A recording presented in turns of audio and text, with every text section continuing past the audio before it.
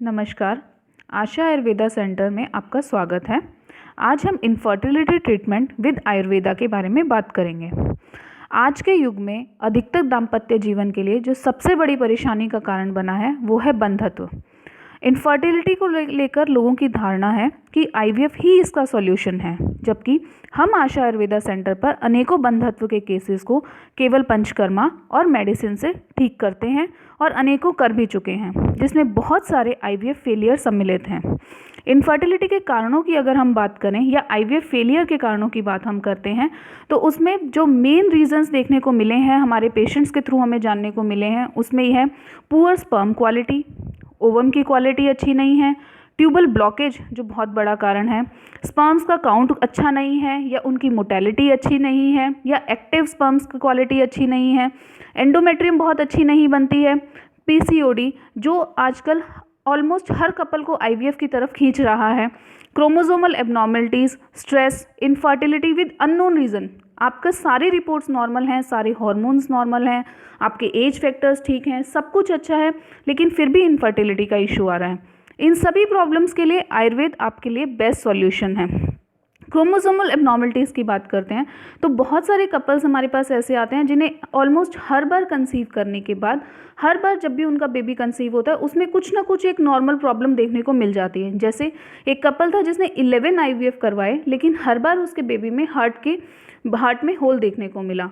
ऐसे केसेस में आईवीएफ भी फेल हो रहा है, लेकिन आयुर्वेदा क्रोमोसोमल लेवल पर आपके स्पर्म और ओवम की जो भी कंजेनाइटल एबनॉर्मलिटीज़ हैं उनको ठीक करता है और उसकी वजह से उनको नेक्स्ट जो बेबी हुआ वो बिल्कुल हेल्दी और हैप्पी बेबी हुआ। नाउ अब इन आईवीएफ की और इन इनफर्टिलिटी के रीजंस में आयुर्वेदा कैसे हेल्प करता है, हम उसकी बात करते हैं। आयुर्वेदा में हम कोई जादू नहीं कर रहे हैं। मेडिकेशन और पंचकर्मा थेरेपीज़ को कॉम्बिनेशन में यूज़ करके हम जो भी प्रेगनेंसी के लिए या कंसेप्शन के लिए जो बेस्ट एस्पेक्ट्स रिक्वायर्ड हैं उन पर काम करते हैं, जो कि हैं क्षेत्र, अम्बु और बीज। क्षेत्र से हमारा मतलब यूट्राइन कैविटी से है, अम्बु से हमारा मतलब सारे हार्मोनल लेवल से है और बीज से हमारा मतलब स्पर्म और ओवम की क्वालिटी से है।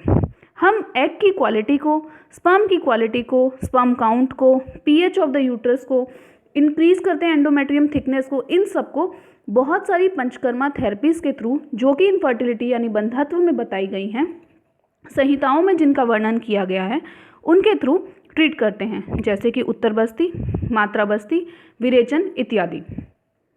सबसे पहले हम बीज संस्कार की बात करते हैं।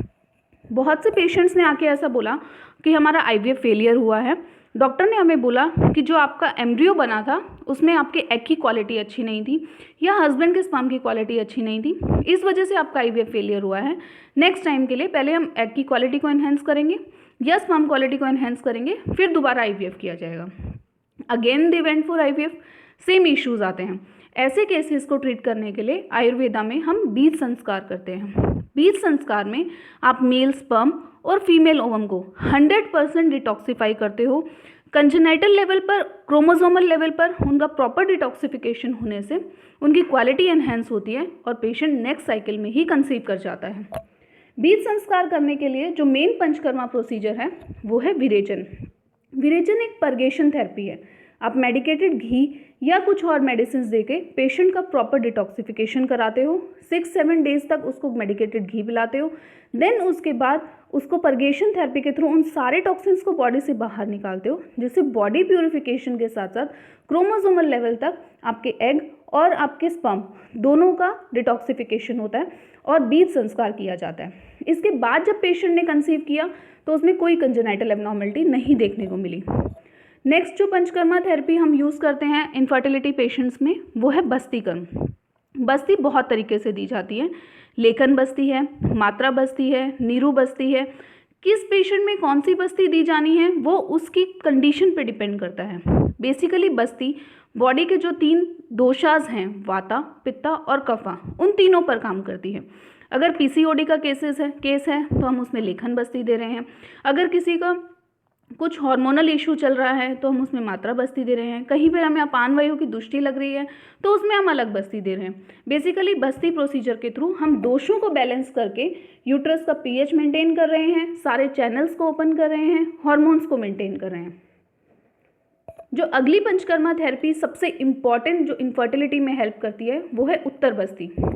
बेसिकली मेडिसिन को यूट्रस में थ्रू सर्विक्स इंसर्ट करने के प्रोसीजर को उत्तर बस्ती कहते हैं। ये ट्यूबल ब्लॉकेज में, एंडोमेट्रियल थिकनेस को एनहेंस करने में, अंदर कुछ एडहेशंस बने हुए हैं उनको निकालने में, इवन फाइब्रॉइड में, इन सब चीज़ों में हेल्प करती है, जिससे जो इम्प्लांटेशन होना है उसके चांसेस बहुत ज़्यादा बढ़ जाते हैं। अब पीसीओडी में बहुत बड़ा इसका इफेक्ट आता है, ट्यूबल ब्लॉकेज, इनफैक्ट हाइड्रोसल्पिंग्स जिसके लिए लोग बोलते हैं कि वो ट्रीट ही नहीं होगा, उसमें हमें इतने अच्छे रिजल्ट्स मिले हैं विद द हेल्प ऑफ उत्तर बस्ती।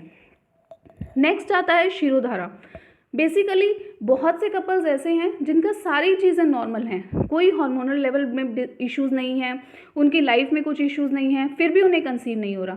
ऐसे पेशेंट्स में जो रीज़न आता है वो आपकी डे टू डे लाइफ में आने वाला स्ट्रेस है।